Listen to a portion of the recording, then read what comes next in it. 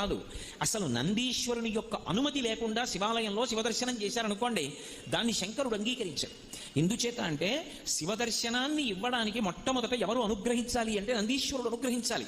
ఎక్కడి నుంచి వచ్చింది నందికా శక్తి శివపరివారంలో అంటే శిలాదుడు అని ఒక మహర్షి, ఆయన మహానుభావుడు. ఆయనకి ఒకప్పుడు ఒక విచిత్రమైనటువంటి కోరిక కలిగింది, నాకు ఒక కుమారుడు కలగాలి, కానీ అందరు పిల్లలు పుట్టినట్టే భార్య యొక్క సహాయము వలన నా తేజస్సు నా భార్య యొక్క శోణితము కలిసి నా భార్య యందు పిండముగా రూపుదిద్దుకొని ఏదో కొన్ని నెలలు ఆమె గర్భము ధరించిన తరువాత బయటికి వచ్చేటటువంటి శిశువు కాదు, అయోనిజుడు కావాలి.